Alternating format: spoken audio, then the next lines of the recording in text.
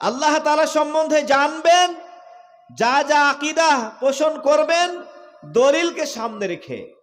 আমাদের শেষ নবী মুহাম্মদ সাল্লাল্লাহু আলাইহি সাল্লামকে কিভাবে মানতে হবে, তার কিভাবে অনুকরণ করতে হবে, এটা দলিলকে সামনে রেখে।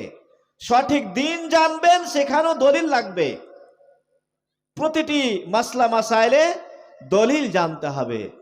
আর এই দলিল জানা, আল্লাহ তাআলা সম্বন্ধে জানা, রাসূল সাল্লাল্লাহু আলাইহি সাল্লাম সম্বন্ধে জানা এবং সঠিক দিন জানা, এটা সকলের জন্য অপরিহার্য। তালাবুল ইলমি ফারিদাতুন আলা কুল্লি মুসলিম।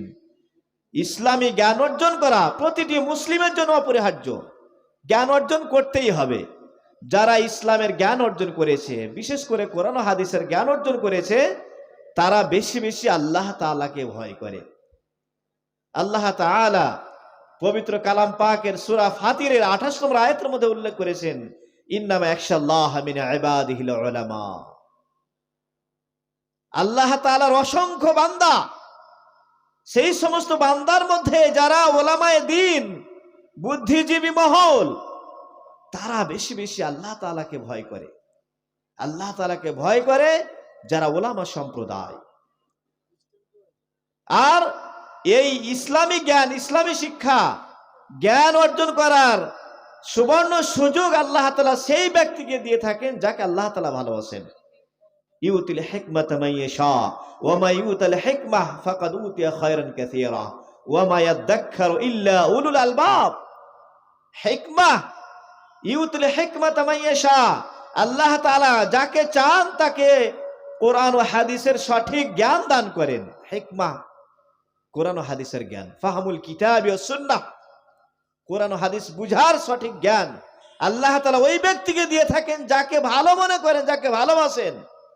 ওয়া মা ইউতাল হিকমা ফাকাদ উতিয়া খায়রান কাসীরা, আর যাকে হিকমা দেওয়া হয়, মানে কোরআন ও হাদিসের সঠিক জ্ঞান দেওয়া হয়, তাকে সারা বিশ্বের মূল্যবান সম্পদ দেওয়া হয়।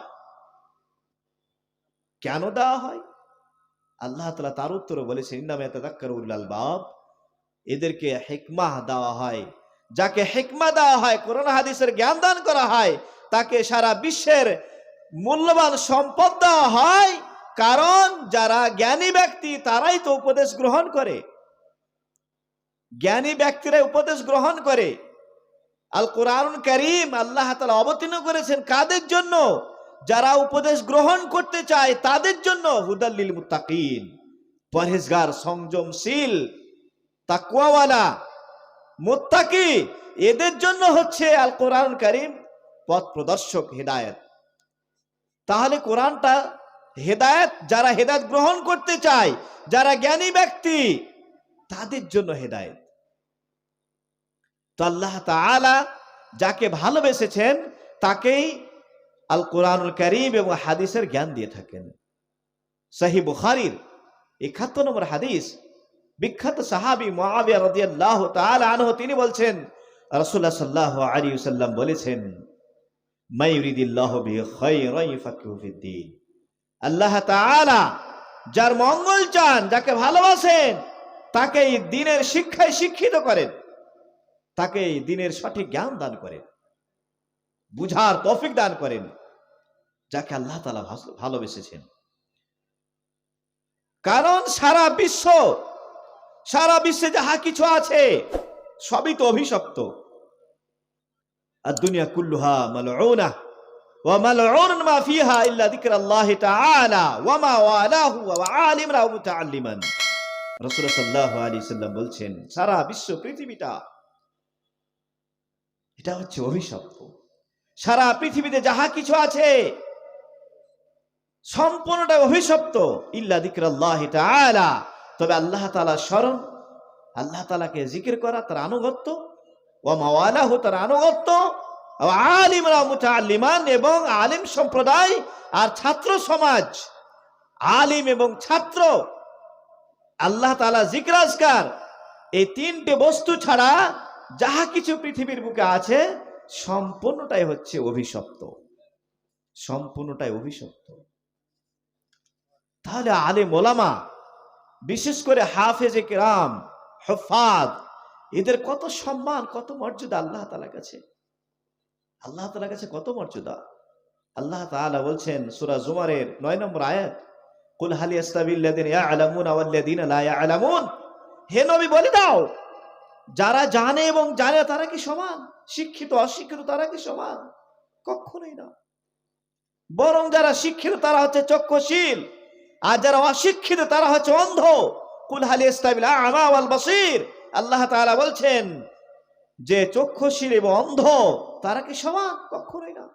চক্ষুশীল কাদেরকে বলা হয়েছে? যাদের মধ্যে কোরআন ও হাদিসের জ্ঞান আছে, আর যাদের মধ্যে কোরআন হাদিসের জ্ঞান নেই তারা হচ্ছে অন্ধ।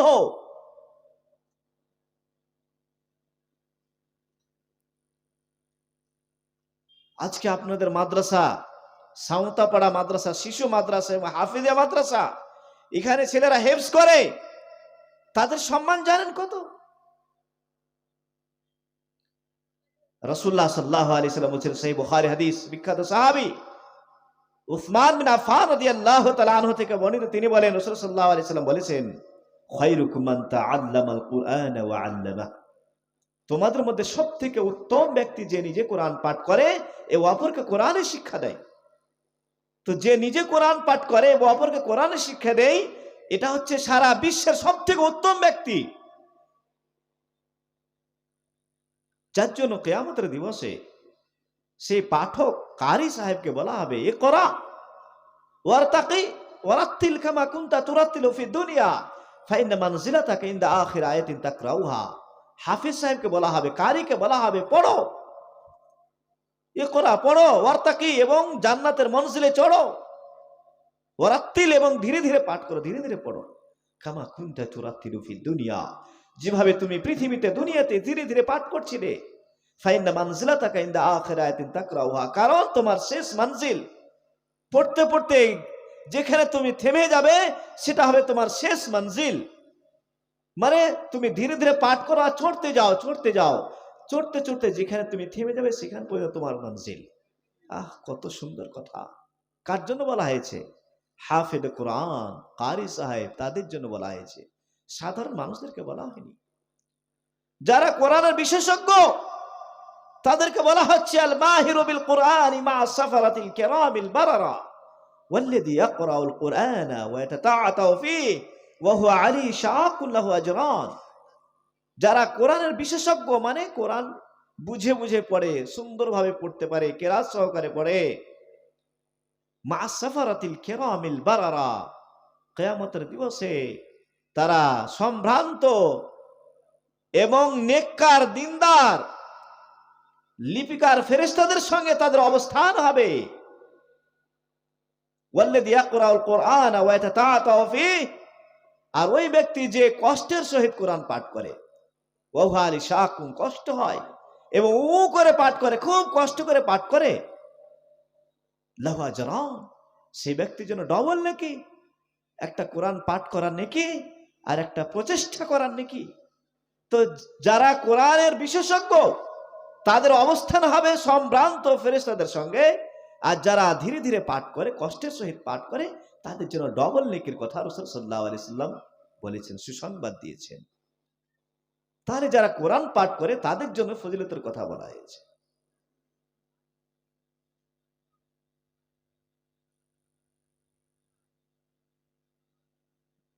কোরআন পাঠ করলে কতটা নেকি হয় সেটাও হয়তো অনেকে জানেন না। রাসূল সাল্লাল্লাহু আলাইহি সাল্লাম বলছেন, মান ক্বারা হারফা মিন কিতাবিল্লাহ ফালাহু বিহি হাসানা ওয়াল হাসানাতু বিআশরি আমসালিহা, লা আকুল আলিফ লাম মিম হারফুন ওয়ালাকিন আলিফুন হারফুন ওয়া লামুন হারফুন ওয়া মিমুন হারফুন। যে ব্যক্তি আল কোরআনুল কারীম থেকে একটি অক্ষর পাঠ করলো, ফালাহু বিহি হাসানাহ, সে তার বিনিময়ে একটি করে নেকি পেল। একটি অক্ষর পাঠ করলো, একটি নেকি পেয়ে গেল। ওয়াল হাসানাতু বিআশরি আমসালিহা, আল্লাহ তাআলা এত মেহেরবান, দয়ালু যে উনি একটি নেকিকে নিজের পক্ষ থেকে বাড়ি কটা করবেন? 10 করে দিবেন, মানে 9 অ্যাড হয়ে যাবে। এক পেলেন মানে 10 পেয়ে গেলেন। রাসূলুল্লাহ সাল্লাল্লাহু আলাইহি ওয়াসাল্লাম উদাহরণ দিয়ে বলছেন, লা আকুল আলিফ লাম মিম হারফুন ওয়ালাকিন আলিফুন হারফুন ওয়া লামুন হারফুন ওয়া মিমুন হারফুন। আমি বলছি না আলিফ লাম মিম একটি অক্ষর, বরং আলিফ একটি অক্ষর, লাম একটি অক্ষর, মিম একটি অক্ষর। অতএব 3টি অক্ষর পাঠ করে তুমি 3 × 10 = 30 নেকি পাবে। পড়ুন সুবহানাল্লাহ। তাহলে কোরআন পাঠ করলে কত নেকি হয়? এক একটি অক্ষরে যদি 10টি করে নেকি হয়, তাহলে যারা কোরআন পাঠ করে কত নেকি অর্জন করেছেন আপনি আমি বলতে পারবো? কেউ জানে না। আপনাদের মাদ্রাসা, হাফেজিয়া মাদ্রাসা, কত সুন্দর মাদ্রাসা, এত সুন্দর এলাকা, এবং মাদ্রাসা যে পজিশন খুবই সুন্দর লাগছে দেখে। এই মাদ্রাসাতে আপনারা আপনাদের ছেলেদেরকে অবশ্যই পড়াবেন। বাইরে থেকে আপনাদের অনেক ছেলে এখানে পড়তে আসে, আর আপনার গ্রামের ছেলে পড়বেন, আমাদের গ্রামের ছেলেকে পড়াবেন। পড়ালে লাভটা কি হবে? সে নাকি নিজেও নাকি পাবে, আর আপনি তার পিতা গার্জেন হয়ে আপনার জন্য দোয়া খায়ের করবে, সে নাকি আপনি কবরে পেতে থাকবেন, সাদকায়ে জারিয়া হয়ে যাবে। ইযা মাতা ইবনে আদম ইনকাতা আনহু আমালুহু ইল্লা মিন সালাস, ইল্লা মিন সাদাকাতিন জারিয়াহ আও ইলমিন ইনতাফা বিহি আও ওয়ালাদিন সালিহিন ইয়াদউ লাহ। সহিহ মুসলিমের হাদিস। রাসূলুল্লাহ সাল্লাল্লাহু আলাইহি ওয়াসাল্লাম বলছেন যে আদম সন্তান যখন পৃথিবী থেকে চলে যায়, যখন মৃত্যু হয়ে যায়, তখন তার সমস্ত আমলের দ্বার বন্ধ হয়ে যায়, আমলের সিলসিলা বন্ধ হয়ে যায়। ইল্লা মিন সালাস, তবে 3টি আমল বহমান থাকে, জারি থাকে। তার মধ্যে একটি হচ্ছে সাদকায়ে জারিয়া। সাদকায়ে জারিয়া, দান খায়রাত করেছেন, তার নেকি আপনি কবরে পেতে থাকবেন, চলমান বা বহমান সাদকা। আও ইলমিন ইনতাফা বিহি, বা এমন শিক্ষা আপনি ছেড়ে গেছেন, দিয়ে গেছেন, যে শিক্ষায় অন্য অন্য ব্যক্তিরা উপকৃত হয়ে থাকেন। আও ওয়ালাদিন সালিহিন ইয়াদউ লাহ, বা নেক সন্তান ছেড়ে গেছেন, সেই সন্তান আপনার জন্য দোয়া করছে, রব্বানা আতিনা ফিদ দুনিয়া হাসানা ওয়া ফিল আখিরাতি হাসানা রব্বিরহামহুমা কামা রাব্বায়ানি সাগীরা। পিতামাতার জন্য দোয়া করছে, আপনার জন্য দোয়া করছে, আপনার স্ত্রীর জন্য দোয়া করছে। সন্তান তার পিতা তার মায়ের জন্য দোয়া করছে, সেই দোয়া, সেই নেক কথা আল্লাহ তাআলা নিকটে পৌঁছানো হবে, এবং কবরে গিয়ে তার নেকি লিপিবদ্ধ হবে, এবং কবরে সে নেকি পেতে থাকবে, উপভোগ করবে। যে সুসন্তান ছেড়ে যাবে, তাহলে সুসন্তান ছেড়ে যাবেন, সেই সন্তানকে ভালো শিক্ষা দিয়েছেন, সে সন্তান আপনার জন্য দোয়া করছে, তার নেকি আপনি কবরে পাবেন। তাহলে যারা হাফেজে কোরআন এবং যারা আলেম, তাদের যে কত সম্মান, কত মর্যাদা। রাসূলুল্লাহ সাল্লাল্লাহু আলাইহি ওয়াসাল্লাম বলছেন, মান সালাকা তারিকান ইয়ালতামিসু ফীহি ইলমা সাহহালাল্লাহু লাহু বিহি তারিকান ইলাল জান্নাহ। মান সালাকা তারিকান ইয়ালতামিসু ফীহি ইলমা সাহহালাল্লাহু লাহু বিহি তারিকান ইলাল জান্নাহ। যে ব্যক্তি ইলম সঞ্চয় করার জন্য, ইলম অর্জন করার জন্য, জ্ঞান অর্জন করার জন্য বাড়ি থেকে বেরিয়ে যায়, সাহহালাল্লাহু লাহু বিহি তারিকান ইলাল জান্নাহ, আল্লাহ তাআলা ওই ব্যক্তির জন্য জান্নাতের পথকে সহজ করে দেন। মানে শিক্ষা অর্জন করতে যাচ্ছে, তার মানে সে জান্নাতে যাবে, আল্লাহ তাআলা তার জান্নাতে যাওয়ার পথকে সহজ করে দেবেন। কারণ শিক্ষা অর্জন করার পরে সে সঠিকভাবে আমল করবে, আর আমল করলেই সে জান্নাত পাবে। তার মানে দিন শিক্ষার জন্য, দিন সঞ্চয় করার জন্য, দিন অর্জন করার জন্য আল্লাহ তাআলা যাদেরকে বেছে নিচ্ছেন, অবশ্যই তাদেরকে জান্নাত দিবেন। তাদেরকে ভালোবেসেছেন বলে বেছে নিচ্ছেন, তাদেরকে পছন্দ করেছেন, চয়েস করেছেন আল্লাহ তাআলা। তাহলে শিক্ষা অর্জন করতে হবে, শিক্ষা অর্জন করাতে হবে। এই যে মাদ্রাসা আপনারা খুলেছেন, আপনারা নসিবওয়ালা, আপনারা ভাগ্যবান বলেই তো মাদ্রাসা খুলেছেন। আল্লাহ তাআলা আপনাদেরকে খুলিয়েছেন, আল্লাহ তাআলা আপনাদেরকে চেয়েছেন, পছন্দ করেছেন বলে আল্লাহ তাআলা এতটা আপনাদেরকে দায়িত্ব দিয়েছেন। যারা মাদ্রাসার দায়িত্বশীল, তাদের দায়িত্বটা অত ছোট নয়। এই আল্লাহ তাআলার পক্ষ থেকে দায়িত্ব তারা পেয়েছেন, বিশাল সুন্দর ভালো দায়িত্ব, নেকির কাজের দায়িত্ব। যেই কাজের প্রতিটি মুহূর্তে নেকি, সেই কাজের দায়িত্বশীল আপনাকে আমাকে বানিয়েছেন। এটা ছোটখাটো বিষয় নয়। অতএব মাদ্রাসাতে আপনারা বেশি বেশি সময় দেবেন। মাদ্রাসায় আপনাদের ছেলে মেয়েদেরকে পড়তে পাঠাবেন, মাদ্রাসায় তাদের শিক্ষা দেওয়ার জন্য যেরকম ব্যবস্থা করা দরকার সেই ব্যবস্থাগুলো করবেন। এমনকি মাদ্রাসায় অর্থের প্রয়োজন পড়লে আপনারা আপনাদের মূল্যবান অর্থ সেখানে ব্যয় করবেন এবং সুপরামর্শ দেবেন। মাদ্রাসা চালাতে সুপরামর্শ দেবেন। মাদ্রাসাতে না আসার জন্য কাউকে বলবেন না বা বিরোধিতা করবেন না, শত্রুতা করবেন না। মাদ্রাসার শত্রুতা করা মানে স্বয়ং আল্লাহ তাআলার সঙ্গে যুদ্ধ করা, শত্রুতা করা। কারণ সেই মাদ্রাসাতে এসে সে আল্লাহ তাআলাকে চেনা যায়, শরীয়ত চেনা যায়, নবী সাল্লাল্লাহু আলাইহি সাল্লামকে চেনা যায়, আর আপনি বাধা হয়ে দাঁড়িয়ে যাচ্ছেন। অতএব সদা সর্বদা চেষ্টা করবেন যে আপনার পক্ষ থেকে মাদ্রাসা যেন চুল পরিমাণও, সরিষার দানার পরিমাণও ক্ষতি না হয়। আপনি উপকার না করতে পারলেও ক্ষতি করার চেষ্টা করবেন না, নচেত এর ক্ষমা কিন্তু আল্লাহ তাআলা করবেন না। কেউ মাদ্রাসার ক্ষতি করার চেষ্টা করবেন না। আজকে ওলামায়ে কেরাম পৃথিবীর বুকে বেঁচে আছেন বলেই সাধারণ মানুষ মানুষ হয়ে আছে। যদি ওলামায়ে কেরাম না থাকতেন তাহলে সারা বিশ্বের মানুষ পশু হয়ে যেত। আল হাসান আল বাসারি, বিখ্যাত তাবেঈ, তিনি বলছেন, লাউলাল উলামা লাকানান নাসু কাল বাহাইম। ওলামায়ে কেরাম যদি পৃথিবীর বুকে না থাকতেন তাহলে সাধারণ মানুষ তারা চতুষ্পদ জন্তুর মতো হয়ে যেত। ওলামায়ে কেরাম পৃথিবীর বুকে অবশিষ্ট আছেন বলেই সাধারণ মানুষকে আল্লাহ তাআলা টিকে রেখেছেন, না হলে পৃথিবী ধ্বংস হয়ে যেত। মাদ্রাসা মসজিদ আছে বলে এখনো দিন টিকে আছে। মাদ্রাসা মসজিদ আছেই বলে ইসলামের আমরা নাম নিতে পারছি, নিজেকে মুসলিম বলে দাবি করছি। মাদ্রাসা মসজিদ যদি উঠে যায় তাহলে সমস্ত মানুষ গরু ছাগলের মতো হয়ে যাবে, পশুর মতো হয়ে যাবে। মাদ্রাসাকে টিকে রাখতে হবে, বাঁচিয়ে রাখতে হবে, প্রচেষ্টা করতে হবে, অর্থ দিতে হবে, পরামর্শ দিতে হবে, মানুষকে ভালো কথা বলতে, ভালো দিকে আহ্বান করতে হবে। আর এই কাজগুলো করা আমাদের সকলের জন্য জরুরি, অপরিহার্য। যারা শিখতে পারেননি তারা কমপক্ষে অর্থ দিয়ে তাদের সহযোগিতা করুন, অর্থ দিয়ে সহযোগিতা করুন। আর যারা শিক্ষা অর্জন করার, যাদের বয়স আছে, তারা অবশ্যই শিক্ষা অর্জন করুন। প্রিয় শ্রোতা মণ্ডলী, আমি যে মুহাম্মদ আব্দুল ওয়াহাব রাহিমাহুল্লাহ ইবারত পড়েছিলাম যে 4টি বিষয়ে আমাদের সকলকে অবগত থাকতে হবে, তার মধ্যে প্রথম বিষয় ছিল শিক্ষা। তাহলে আমাদের সকলকে শিখতে হবে, আমাদের সকলকে শিখতে হবে, দ্বীন ইসলাম জানতে হবে। এবং যারা দ্বীন ইসলাম চর্চা করেন, জানেন, যারা দ্বীন ইসলামের পথে আছেন, তাদের সহযোগিতা করতে হবে। এটা আমাদের সকলের জন্য কর্তব্য, সকলের কর্তব্য, সকলের দায়িত্ব। এটা করবেন। দ্বিতীয়, আল আমালু বিহি, যে যতটা শিখলেন, জানলেন, তার প্রতি আমল করতে হবে।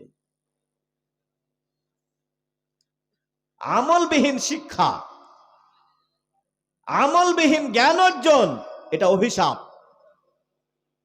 এবং তার উদাহরণ দেওয়া হয়েছে, আল ইলমু বিলা আমালিন কাশ-শাজারি বিলা সামারিন। আল ইলমু বিলা আমালিন কাশ-শাজারি বিলা সামারিন। আমলবিহীন শিক্ষা, তার উদাহরণ হচ্ছে সেই বৃক্ষ, সেই গাছের নেই যে গাছ, যে বৃক্ষের কোনো ফল আসে না। এমন কিছু গাছ আছে যার ফল নেই, তার গাছের কোনো মূল্য নেই। কলা গাছ, পেঁপে গাছ, যদি কলা না আসে, পেঁপে না হয়, তাহলে তার মূল্য আছে? কোনো মূল্য নেই। তাহলে অনেক কিছু জানলেন, শিখলেন, তারপরে যদি আমল না করেন, তার উদাহরণ হচ্ছে সেই বৃক্ষ, সেই গাছের নেই যে গাছে ফল আসে না। আবার কিছু কিছু গাছ আছে ফল না আসলে কমপক্ষে ভিটাটা কাজে লাগে। এটা হচ্ছে দ্বিতীয় মাসআলা। ইয়া আইয়ুহাল্লাযিনা আমানু লিমা তাকুলুনা মা লা তাফআলুন। হে ঈমানদারগণ, তোমরা লিমা তাকুলুনা মা লা তাফআলুন, যেটা করো না সেটা বলো কেন? মানুষকে তো অনেক কোরআন হাদিসের কথা শোনাও, কিন্তু তুমি আমল করো না। মানুষকে ভালো পথে চলার জন্য বলো, কিন্তু নিজে ভালো পথে চলো না কেন? এরকম নিজে আমল করে দেখাও, নিজে আদর্শবান হও, তাহলে তো তোমার আদর্শ গ্রহণ করে অন্য কেউ আদর্শবান হবে।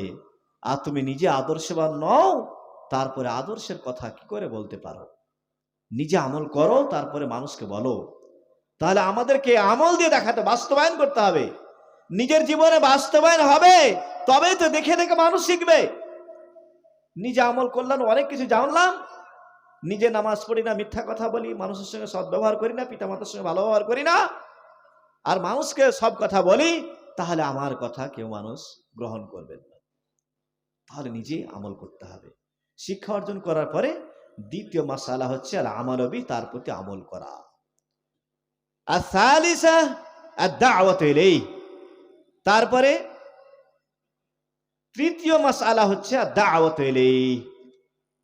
আমল করলেন, আমল করার পরে সেটাকে আমলেই করার পরে তাকে ছেড়ে দিলে হবে না, বরং অপরের নিকটে পৌঁছাতে হবে। অপরের নিকটে পৌঁছাতে হবে, এটা আমাদের নৈতিক দায়িত্ব এবং কর্তব্য।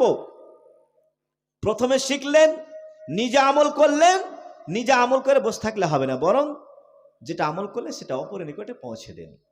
এটা আপনার আমার দায়িত্ব। এবং পৌঁছে দিলে কি দায়িত্ব পালন করা হবে সেটাও কিন্তু জানতে হবে। আল্লাহ তাআলা কি বলছেন? কুনতুম খায়রা উম্মাহ উখরিজাত লিন-নাস তা'মুরুনা বিল মা'রুফ ওয়া তানহাউনা আনিল মুনকার ওয়া তু'মিনুনা বিল্লাহ। আল্লাহ তাআলা বলছেন কুনতুম খায়রা উম্মাহ উখরিজাত লিন-নাস, তোমরা সর্বোত্তম উম্মত, শ্রেষ্ঠ দল। উখরিজাত লিন-নাস, তোমাদের আবির্ভাব ঘটেছে মানুষের কল্যাণার্থে। তোমাদের ডিউটি, তোমাদের কর্ম কাজ হচ্ছে তা'মুরুনা বিল মা'রুফ, মানুষকে ভালো কাজের আদেশ দেবে। ওয়া তানহাউনা আনিল মুনকার, মানুষকে অশ্লীল মন্দ কাজ থেকে বাধা দান করবে।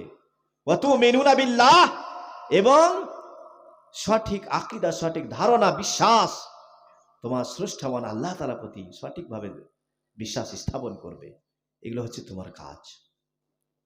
তাহলে আল্লাহ তাআলা কি বলছেন? কুনতুম খায়রা উম্মাহ, তোমরা সর্বোত্তম দল, শ্রেষ্ঠ দল, শ্রেষ্ঠ উম্মত। তোমাদের আবির্ভাব ঘটেছে মানুষের কল্যাণার্থে, মানুষের উপকার করার জন্য, ক্ষতি করার জন্য নয়। মানুষকে ভালো কাজের দিকে আহ্বান জানাতে হবে, মানুষকে ভালো পথ দেখাবার জন্য প্রচেষ্টা করতে হবে, মানুষকে ভালো পথ দেখাবার জন্য সংগ্রাম করতে হবে। মানুষকে ভালো পথ, কিভাবে ভালো পথের পথিক বানানো যায়, সেই প্ল্যানিং, পরিকল্পনা নিজের মস্তিষ্কে ব্রেনে আঁকতে হবে। এটা আমাদের নৈতিক দায়িত্ব এবং কর্তব্য। ওয়ালতাকুম মিনকুম উম্মাতুন ইয়াদউনা ইলাল খায়র ওয়া ইয়ামুরুনা বিল মা'রুফ ওয়া ইয়ানহাউনা আনিল মুনকার ওয়া উলাইকা হুমুল মুফলিহুন।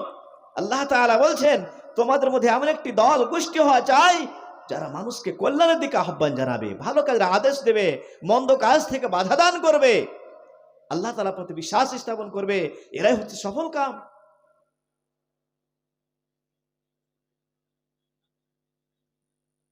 লা তাযালু তায়িফাতুম মিন উম্মতি যাহিরিনা আলাল হক লা ইয়াদুরুহুম মান খাযালাহুম হাত্তা ইয়াতি আমরুল্লাহ ওয়া হুম কাযালিক।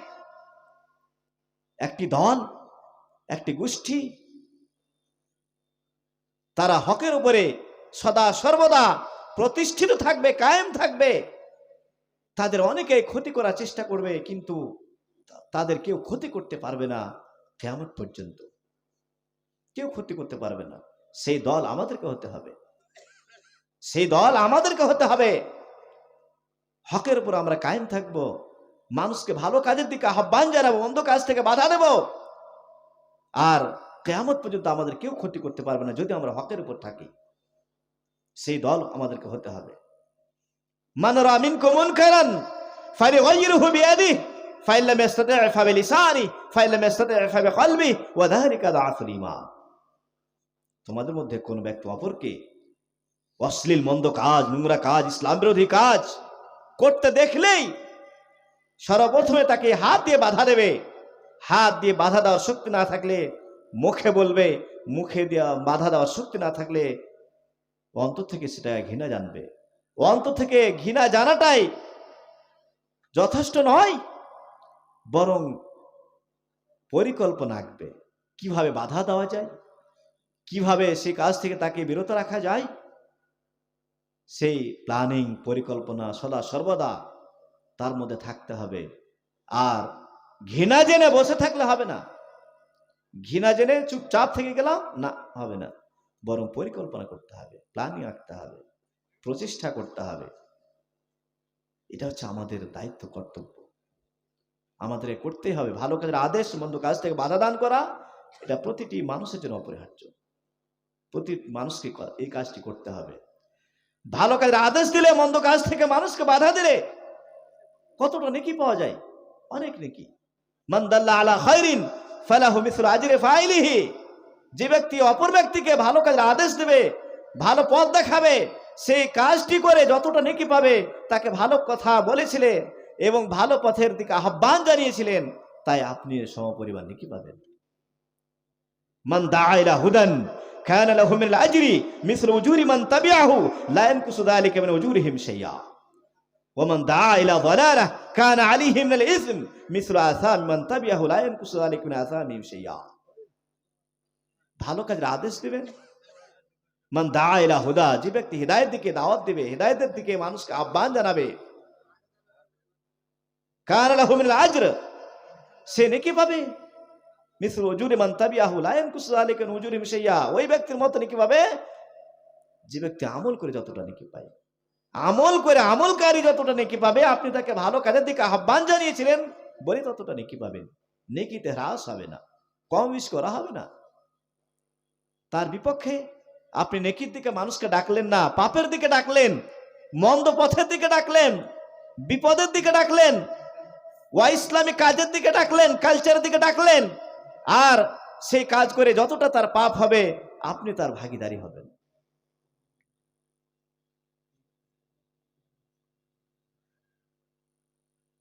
তাহলে আমাদের সদা সর্বদা চেষ্টা করতে হবে যে আমরা মানুষকে ভালো কাজের দিকে আহ্বান জানাবো এবং মন্দ কাজ থেকে তাদেরকে বাধা দেব। এটা আমাদের সকলের দায়িত্ব এবং কর্তব্য।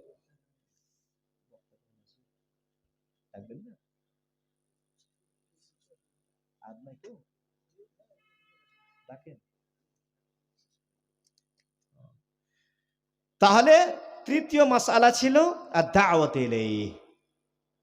প্রথম হচ্ছে জ্ঞান অর্জন করলেন, তারপরে আমল করলেন এবং সেটাকে অপরের নিকটে পৌঁছে দিলেন।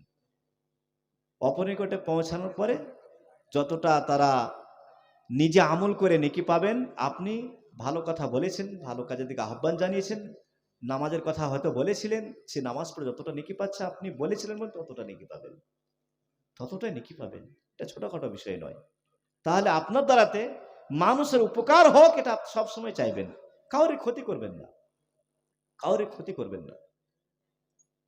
আমাদের সন্তান সন্ততি, স্ত্রী সন্তান সন্ততি, এরাই তো আমাদের শত্রু, জানেন? আল্লাহ তাআলা বলছেন, ইয়া আইয়ুহাল্লাযীনা আমানু ইন্না মিন আজওয়াজিকুম ওয়া আওলাদিকুম আদুওয়াল লাকুম ফাহদারুহুম।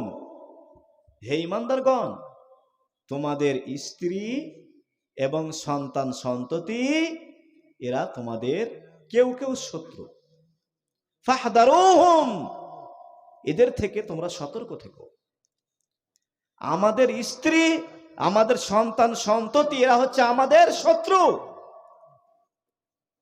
আবার সেই সন্তান সন্ততি এরা হচ্ছে পরীক্ষা।